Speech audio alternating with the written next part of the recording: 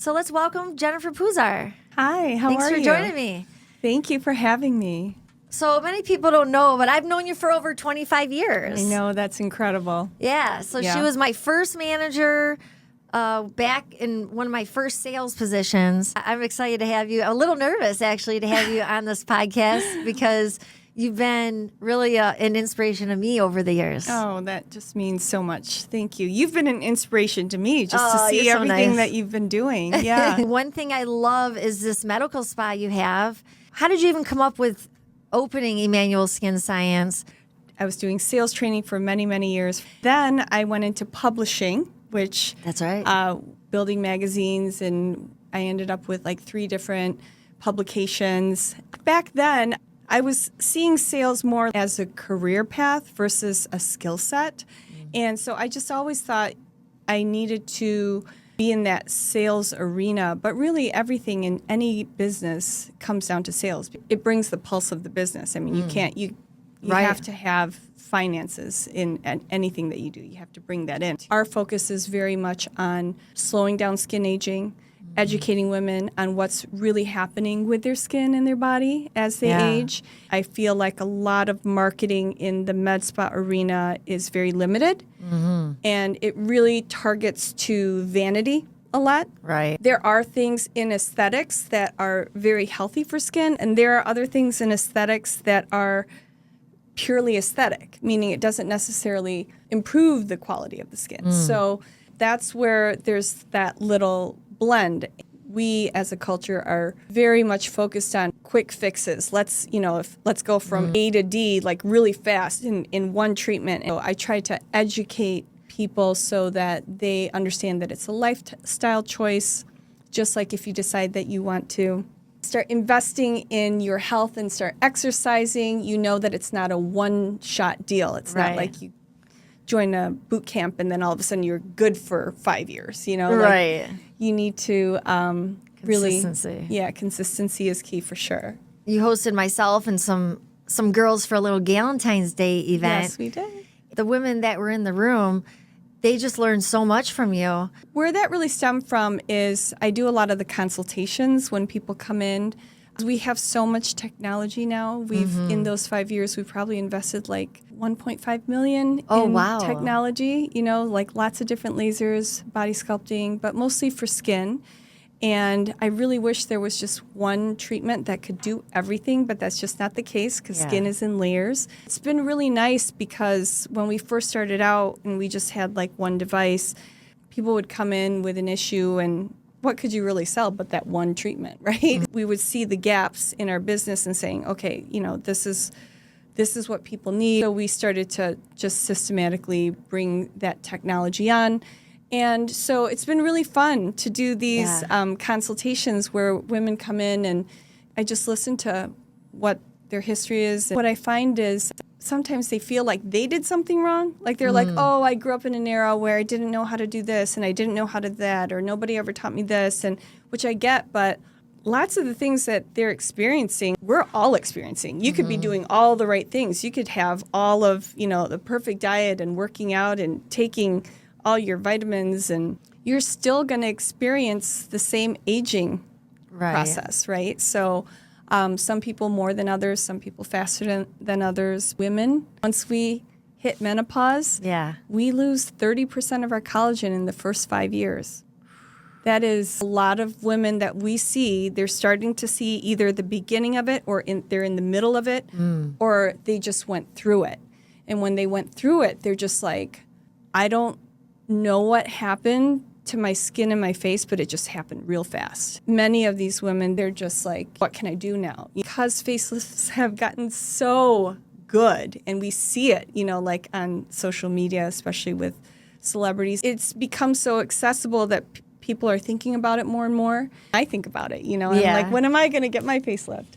In the end, facelifts don't really improve the quality of the skin. So I always have to let people know it's not just about the appearance, but the health of the tissues. When women understand that, we like to be healthy. We like to do things that we know is good for us, right? And many times because we are women that have families and children and careers and all of these things, we put ourselves last. And many women have said that. They're just like, I just raised my babies and now they're off and now it's just me. And I'm like, I never took care of myself, Right. Sometimes they come in a little bit feeling guilty about spending money on themselves. Do I really need to get rid of these brown spots? Do I really need to look younger? Like that's kind of like this guilt thing, because we've got all these other things that we need to focus on. And when you really educate women about the health of the skin and what's really happening in skin, basically it's breaking down because we're not producing new collagen fast enough. Yeah. When we educate women in that sense, from that standpoint, something clicks and they realize it's not just because of vanity that they're doing this. Like the things that they want to do, the appearance, why it looks better is because it's healthy, and so I find that it's helpful to them. It's helpful to them in choosing what they want to do, and it's a win-win. I was just going to comment how great your team is. Oh, thank you. And you've always had great teams. From 25 years ago, you always surrounded yourself and really had an eye for talent and good people to join forces with you. Yeah. How do you capture and get the attention of some great people? That's just funny because you were one of those people. You were on my team. You were a leader on my team for many, many years. I always say if I have a business superpower, that superpower is I've been able to draw great people. Yeah. Yeah. So, I mean, that you can't just do everything yourself. And Right. I think part of it is knowing that you can't do everything yourself. People who have a good work ethic is important. There's a lot of psychology that goes into sales and being able to present yourself to others that's very selfless. A lot of times people think sales is something that you do to someone, but when you have a product or a service that can build value or help somebody, it's really being able to convey that information so they can see how you can help them. So Right. in doing that, if someone truly has that mindset that they want to help people, that those are just good people, right? Right. So our team is just fantastic. There's just Right. a lot of different pulls in life, but what we have right now, we're very happy with. Yeah.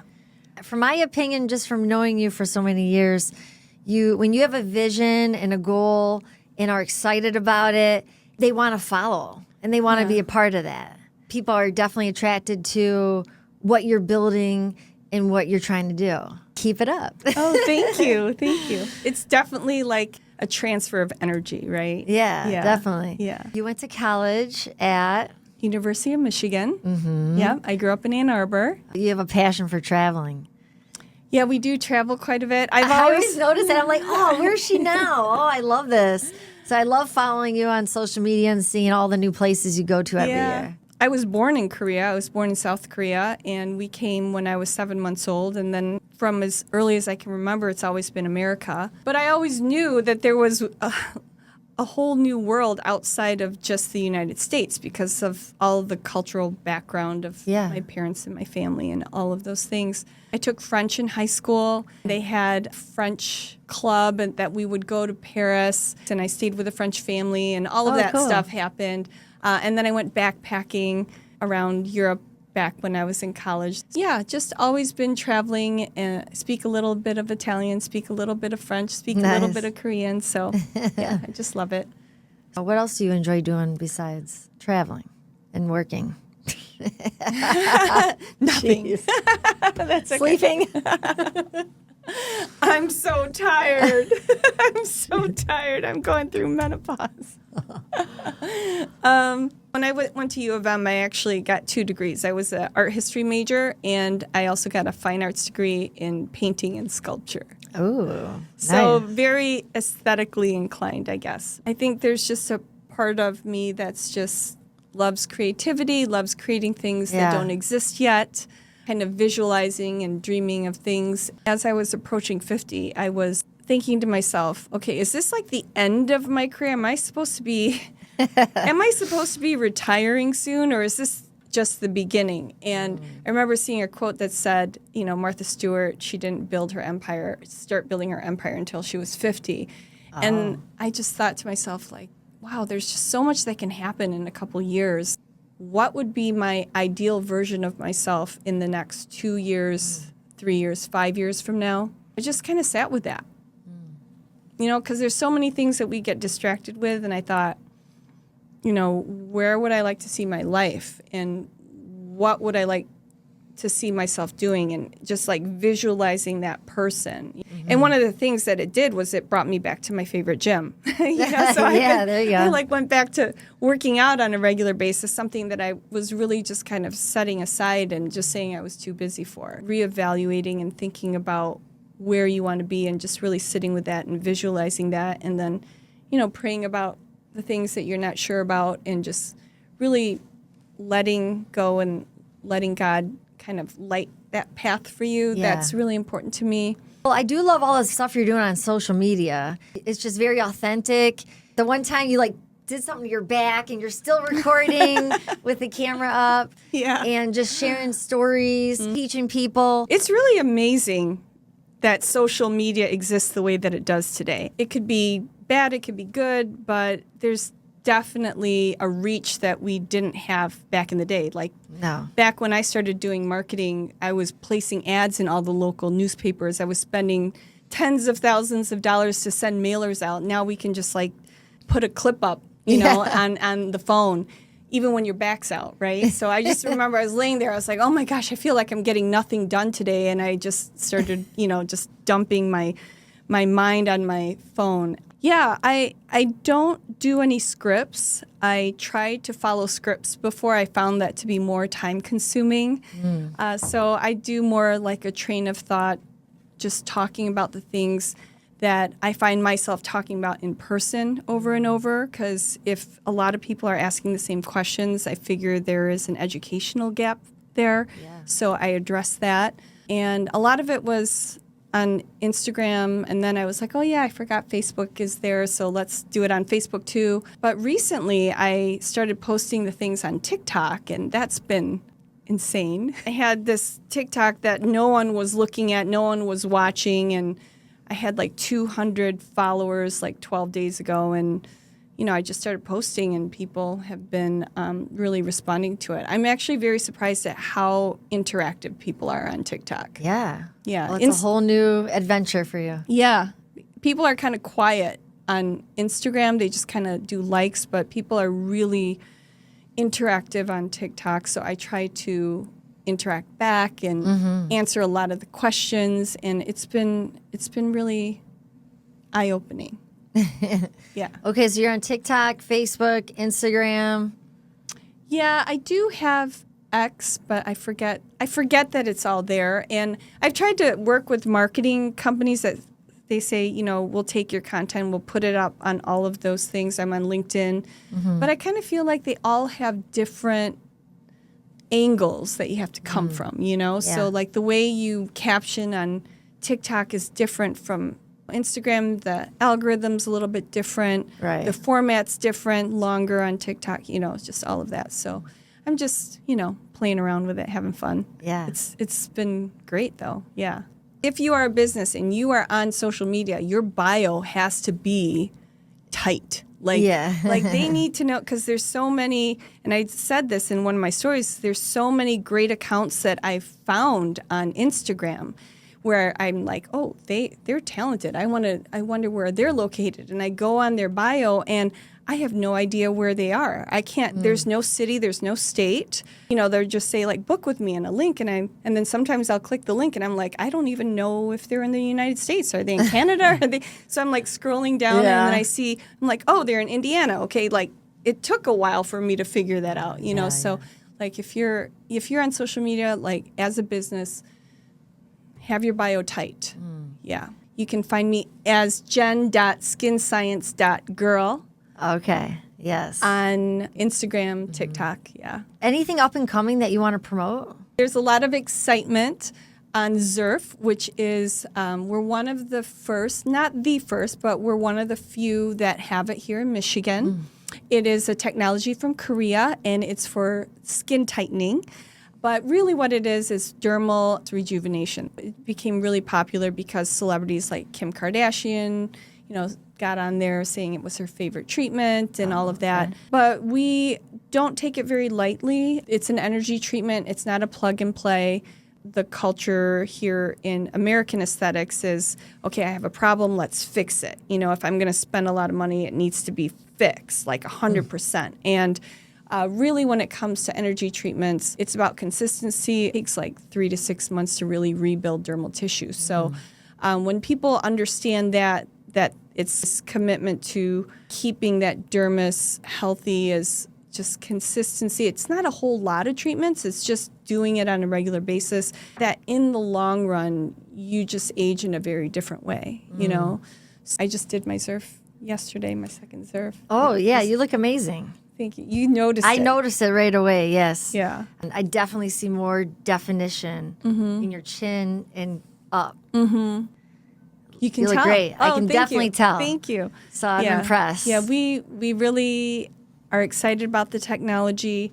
That's what's made the shift in TikTok. I've been trying to offer as much education as I can about it because the way it's really marketed a lot is like, you don't need a facelift, get skin tightening. And I don't find that to be that helpful because, again, it's about the health and quality of the skin. The benefit is you see the tightening, you see these things. Whatever treatment you're doing, it's determined by the provider, like how well those results work, what is the objective. It's not always more energy means better result. It has to be done safely. If you don't go to the right place. It's the case in any industry. If you were to go look for the cheapest haircut, you could end up with a haircut that you don't like. I'm always a little surprised that people will call, and I understand people just want to get the best value, but it's almost like they're taking for granted that they just assume that everything's going to be the same. It's not an apples to apples thing. Yeah, it's not equal everywhere. Yes. I always say, ask questions. Right. Meet them in the spa. Meet them at their place. Ask the questions. See how they answer the questions and see how you feel comfortable about that. Right. Versus just saying, like, how much do you charge for this? Okay, how much do you charge? And That's they're true. calling around. They wanna get to the best possible price. And what are you going to end up with? Yeah, you don't know the quality of the equipment they have and the lasers they have. But even if it's the same device, like if you're looking for the lowest price, what are you getting? Yeah. So who are you getting? What are you getting? There's so many factors. Yeah. You're putting your faith in someone who's really dealing with some powerful machines. Right.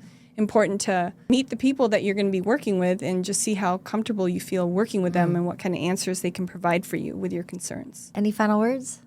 No, this was so fun. Well, thanks for being on. And again, this episode is sponsored by Michigan Real Producers.